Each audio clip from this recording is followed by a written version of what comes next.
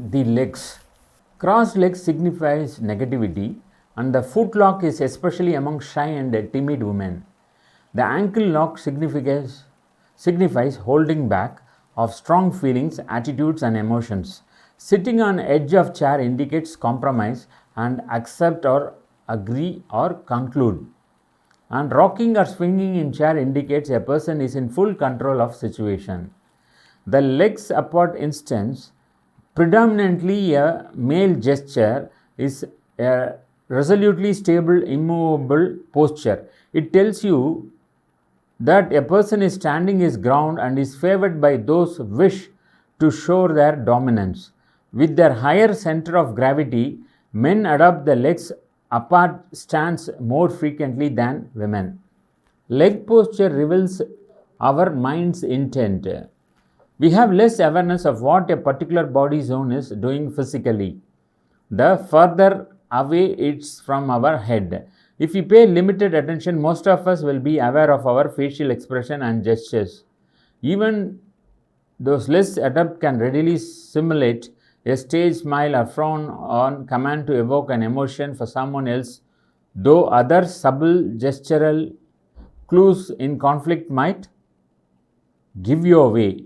We remain less conscious of what our arms and hands are doing most times, and even more so with our chest and stomach. Lastly, we remain the least aware of what our legs and feet are doing at any given point of time. This means that the legs and feet are an important source of information about someone's intrinsic attitude, because most people are unaware of what they are doing with them and rarely consider taking gestures with them in the way that they would with their face. A person can look composed and in control while a restless foot is making repetitive punctuated motions, revealing an evolutionary based frustration at not being able to escape a situation. The way people swing their arms when they walk gives insight into their personality or what they want you to believe they are like. Young, healthy people walk faster than older people with their arms swinging higher in front of and behind due to their additional speed and greater muscle flexibility. The basic army march consequently evolved as an exaggerated walk, suggesting that the marchers are messed with. Many politicians and public figures who want to telegraph a message about the vitality adopt a more vibrant gait. Women's arms tend to swing even further back because their arms bend further out from the elbow to enable them to carry babies more effectively. Legs can reveal the truth. Research by Dr. Paul Ekman and William Friesen on deceptive behavior shows that when a person lies, he produces more signals associated with deceitfulness in the lower part of his body than in the upper part. This applies to both genders. Since people are more aware of what their hands and eyes are doing, they can consciously control their actions.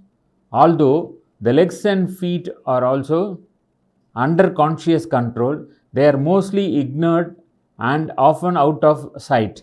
Legs and feet are therefore a more accurate source of information. Video recordings of people lying were shown to other people who were asked to determine if the people on the video were trying to tell the truth. The evaluation answered more correctly when they were able to see the lower parts. The findings showed that liars pay more attention to what their hands, arms, and faces are doing because they know that's where people look. Since their lower extremities are out of the way, liars forget about them, and we are betrayed by micromuscular movements in the legs and feet. Glass top tables causes more stress than solid tables. The legs evolved in humans to serve two purposes: to move forward to get food and to run away from danger, because the human brain is hardwired for these two objectives: to go towards what we want and move away from what we don't want. The way a person uses the legs and feet reveals where they want to go. In other words, they show a person's commitment to leaving or staying in a conversation. Open and uncrossed leg positions show an open or dominant attitude, while crossing positions reveal closed attitude or uncertainty. The four main standing positions. The parallel stance. The parallel stance is a subordinate position where the legs are straight and the feet are placed closely together. It is a formal position that shows a neutral attitude and is taken by school children talking to a teacher, or if you are reporting to your commanding officer, or standing in front of a judge awaiting sentencing. Legs apart. The legs apart stance, predominantly a male gesture, is resolutely stable, immovable posture. It tells you that a person is standing, is ground, and is favored by those who wish to show their dominance. With the higher center of gravity, men adopt the legs apart stance more frequently than women. Their height notwithstanding, men also adopt this position more frequently in the company of other people when using their posture as a means of communication. It is used as a dominant signal by men because it highlights the genitals, giving them a virile look. Make participants at sports contests can be seen standing around with each other in the position of half time, scratching or giving their crotch an adjustment. This allows males to highlight their masculinity and show solidarity as a team by performing the same actions. The expressions having your feet on the ground and standing on your own 2 feet refer to the ancient Chinese custom of binding women's feet. This custom was mostly reserved for royalty and meant that the women whose feet had been bound were unable to stand on their own 2 feet without causing pain. If you are feeling defeated and want to change your mind, adopt the legs apart stance with your head held high and your shoulders back.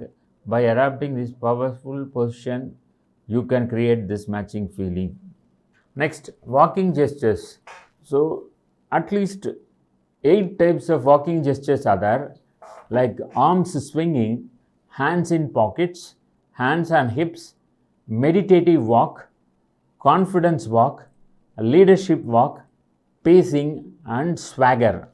Arm swinging in human bipedal walking is a natural motion wherein each arm swings with the motion of the opposing leg, or swinging arms in an opposite direction with respect to the lower limb reduces the angular momentum of the body, balancing the rotational motion produced during walking.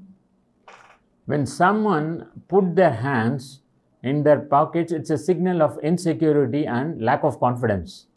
Yes, sometimes people put their hands in their pockets because it feels comfortable, and it doesn't always have to mean they lack confidence. On the other side, though, if you feel uncomfortable and insecure, it is going to feel comfortable for you to put your hands in your pocket. As you may know, when a person puts their hands in their pockets, it's usually a signal of low confidence, except when their thumb is visible and sticks out of their pocket. Then it actually tells you the opposite. It signals high confidence. What about when the thumb is the only finger resting in the pocket? When you see a person put his thumbs in his pocket with the finger hanging out on the side, it again signals low confidence. Just remember that thumb equals confidence. When the thumb stick out is hidden in the pocket, it signals you confidence. Beware of your hands. A lot of people are not aware of this, but our brain gives a big amount of attention to the hands. This makes sense when we think about it, because if another human is thinking about hurting you, he is going to use his hands to make that happen. That is why our subconscious mind pays a lot of attention to people's hands, looking for a potential weapon. That is why people show you that they are not threat to you. If you hide your hands from people, they are automatically going to feel more uncomfortable, because their subconscious mind can't tell if they are a threat or not. This is why you should show your hands if you want people to feel comfortable around you, because we pay a lot of attention to people's hands. We also appreciate when people gesticulate and use their hand to tell a story. So we can also get positive things out of using our hands in the right way. If you want people to think about you as interesting or as good storyteller, you should practice to use your hands more when speaking to people. The conclusion is that what is body language and hands speakers can reveal you. It is a good thing to be aware of our hands and not hide them in our pockets, behind our backs, or under the table. Hiding your hands from people can make them feel that you are insecure, that you are hiding something, or that you aren't telling the truth. So I recommend you to not make a habit of hiding your hands from people in any way. Instead, you should practice to use your hands when speaking to make your interaction with people better. So as part of walking gestures, next is hands on hips. Hands on hips pose, and this is a universal gesture used to communicate that a person is ready for assertive action, also known as the readiness gesture. That is, the person is ready for assertive action, and its basic meaning carries a subtly aggressive attitude everywhere. And hands on hips is one of the most common body language gestures that we encounter, and pretty sure that most people at least intuitively know what it means. Still, the certainty of conscious knowledge is better than intuition. The former makes it less likely for you to ignore the next time you notice it. A person who is ready for assertive action is likely to assume the hands on hips gesture to only take assertive action when we feel the need to assert ourselves. We only feel the need to assert ourselves when our rights are violated, or when we encounter an unpleasant situation that requires us to set things right. So it may be that the person who assumes the gesture is angry or irritated.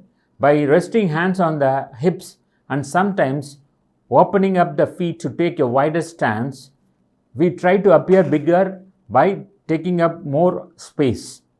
The entire purpose of trying to be bigger is to intimidate the other person whom you are ready to attack. Therefore, this body language gesture also conveys an intention of direct confrontation. Meditative walk is another thing which is part of the walking gesture, and the cool and calmness that is being used to ensure that the walk is trying to express some meaning as far as the person is concerned, and it can also express the politeness and the exercise approach as far as the walk is concerned. Next comes confidence walk. So when a person is walking in a firm manner and with a normal speed, so that can be understood about the confidence one is carrying with himself or herself. And next is the leadership walk. So leadership walk is one who leads from the front. So people might have seen from various instances that the one who is really a leader leads from the front, and normally the person who leads from the front will be walking fast and with a straight face and the body being in a straight position, walking with the vigor and a little bit of aggression shows the person's confidence and the support he has. It can be understood from the followers one has. So a leader is one who leads from the front and definitely carries the positive attitude under any circumstance. Next comes pacing. So the pacing with which a person walks really tries to express the urgency what one is facing or the emergency what the person is facing. So more the pace, it can be understood the person is under tension or the person is under some sort of stress. Next comes swagger. So as part of body structure gestures, walk or behave in a very confident and arrogant or self-important way, and a very confident, arrogant or self-important manner, stroll around the camp with an exaggerated swagger. It is denoting a coat jacket with a loose flare for the shoulders. And sometimes it is a smart, fashionable way of walking. So swagger is also part of the walking gesture one carries as part of the body language. When one or two people enter an elevator, they each lean against the wall of the elevator. When 3 or 4 people enter an elevator, they each occupy a corner. And when 5 or 6 people enter an elevator, they each or all turn to face the door or get taller and thinner, or hands and purses and briefcase hang and down in front of the body or fig leaf position. And even when people enter in an elevator, must not touch each other in any way unless the elevator is crowded, and then only at the shoulder or lightly against the upper arm. Have a tendency to look upward at the illuminated floor indicator. Thank you.